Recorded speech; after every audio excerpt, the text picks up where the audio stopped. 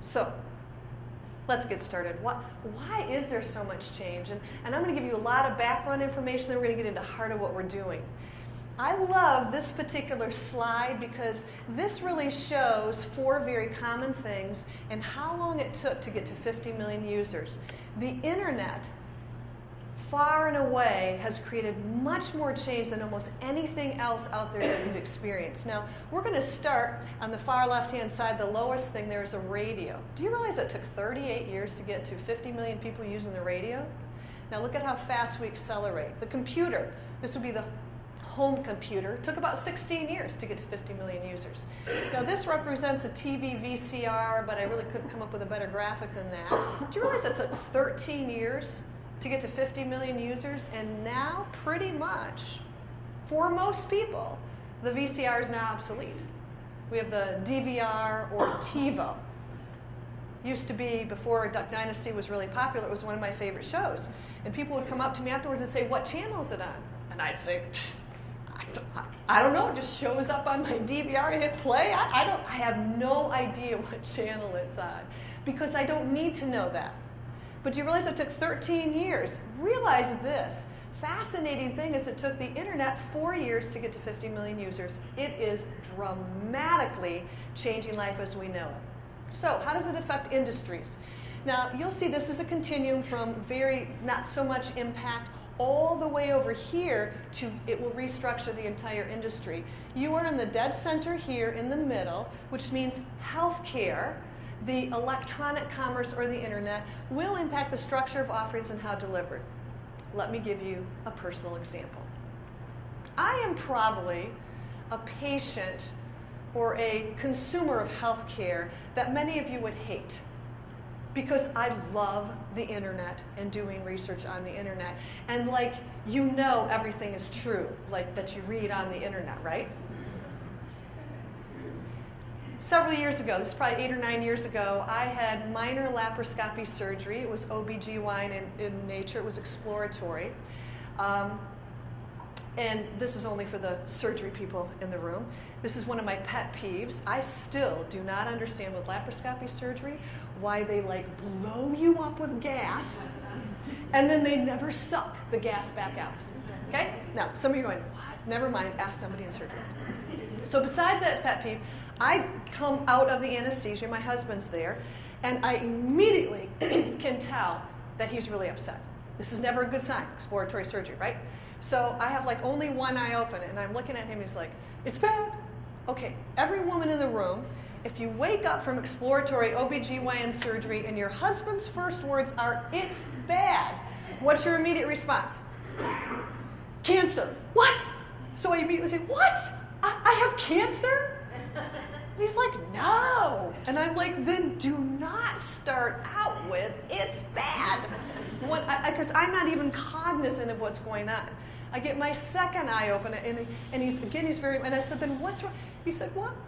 Dr. So-and-so says it's a miracle that we were ever able to conceive and have children. We have 2 boys that are now both in college. And he said, and you have to have a full hysterectomy. Okay, this is, again, in the first 5 minutes, I'm not even aware of what's going on. So it takes me like a week to recover from them blowing you up, not sucking it back out, you know, so I get it past that. And I determined, he tells me that the doctor said that I have like stage 4 endometriosis. So I go online. I start to do my research. I very quickly discover that there are 4 options for women that have endometriosis. The most popular one is a full hysterectomy, but I determined there are 3 other options for me.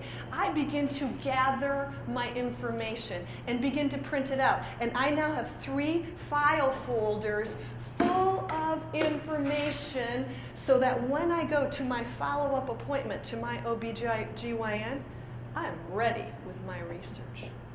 6 weeks pass. I go to my follow-up appointment. My OB/GYN comes into the exam room. He takes out the information. He then shows me the inside pictures. Okay, that's why they're inside pictures. You really don't want to see those. And he says, Patty, you have stage 4 endometriosis. The only option you have is a full hysterectomy.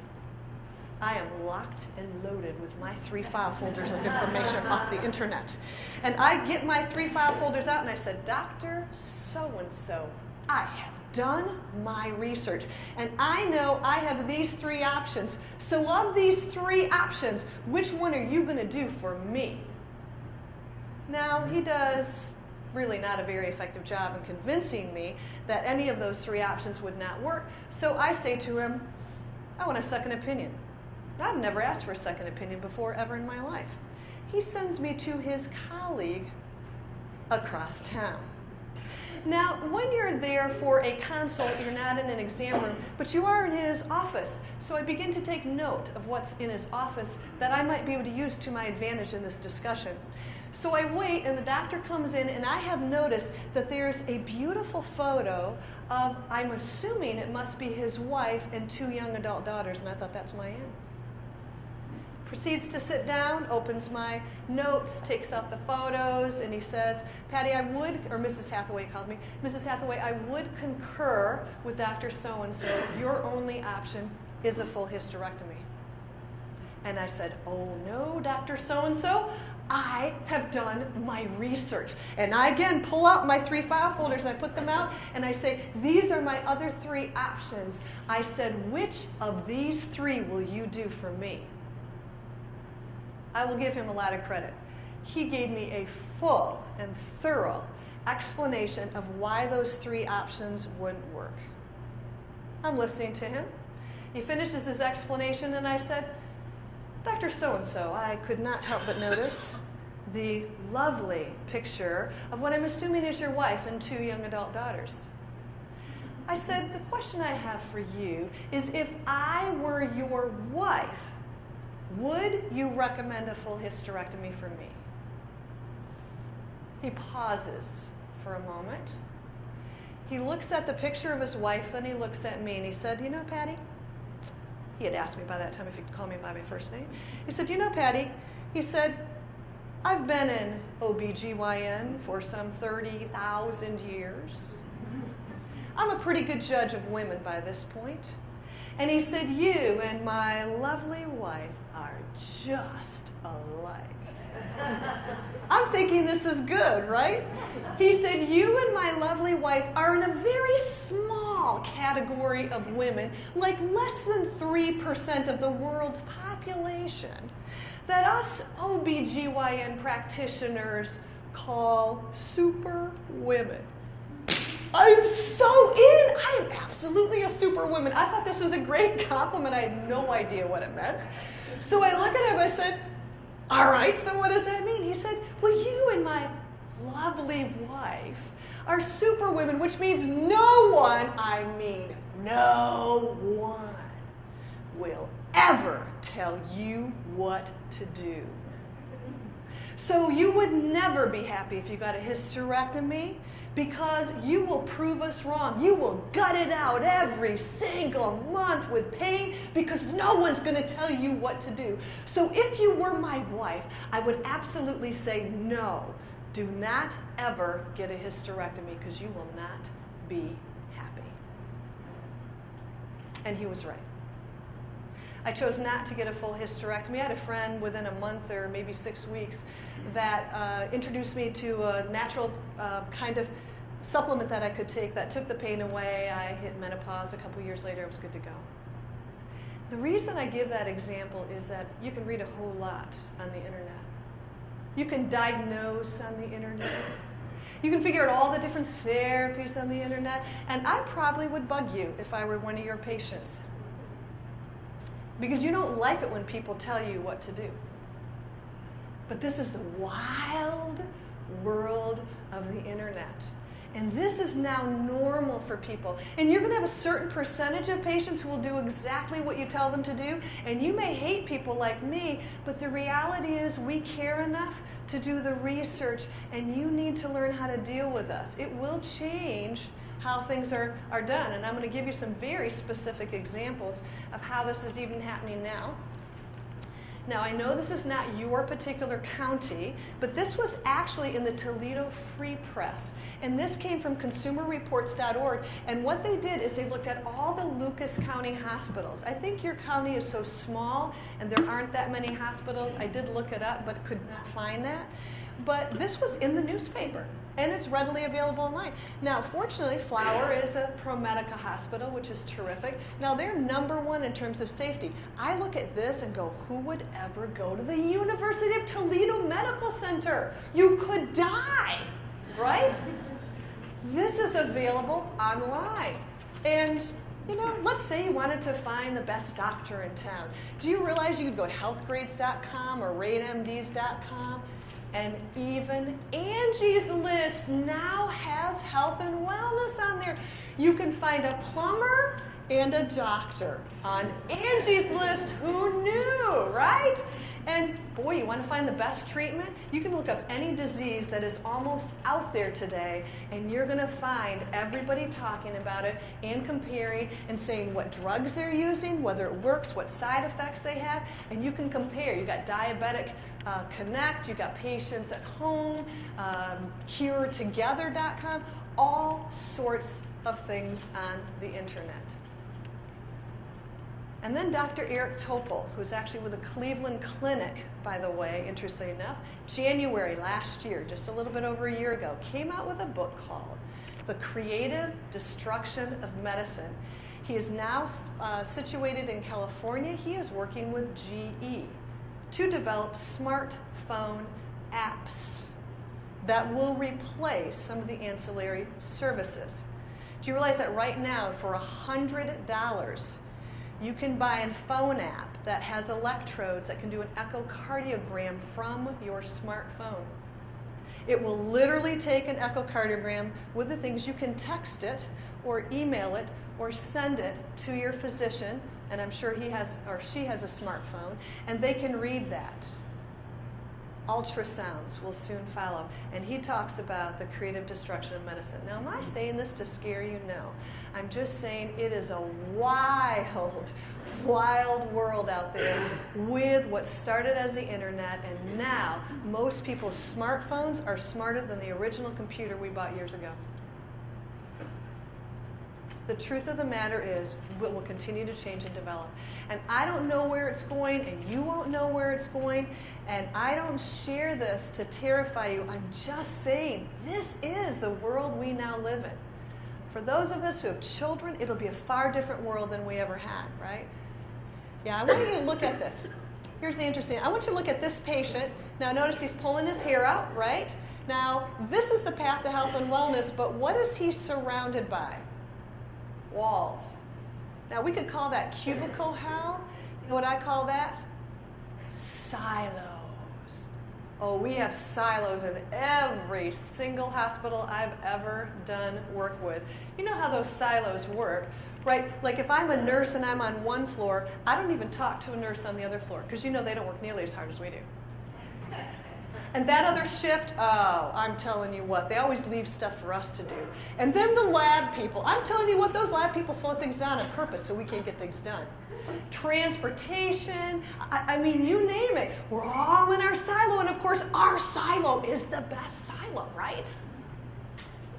Who gets stuck when we have silos? The patient. Herein lies a huge problem. What we need to realize is when we create silos, and it can be weavers, there's lots of different silos that I see. The challenge is the patient gets stuck.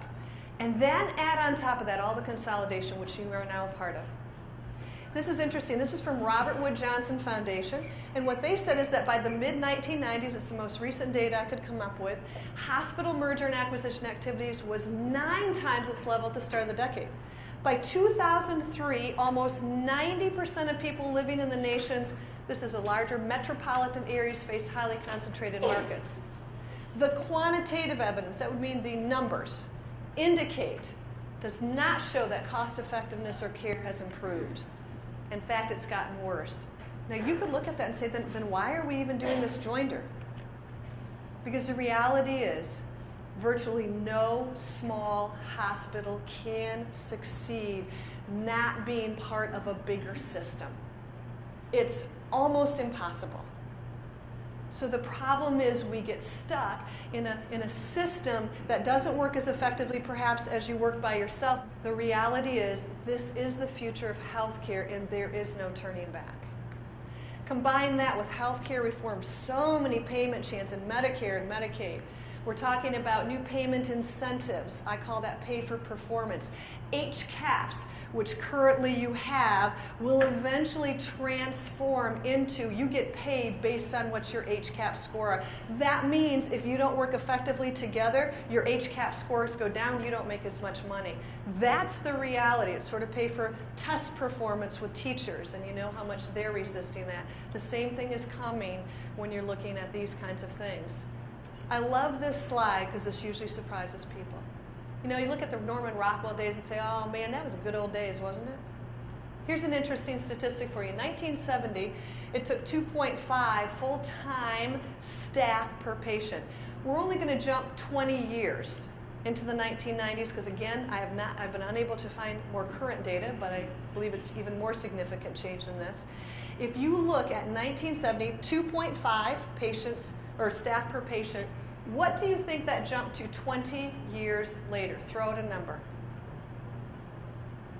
5, I heard. Anybody else? 16? Okay. 60. 60? 16. Okay. Good. Anybody think it's lower than 2.5?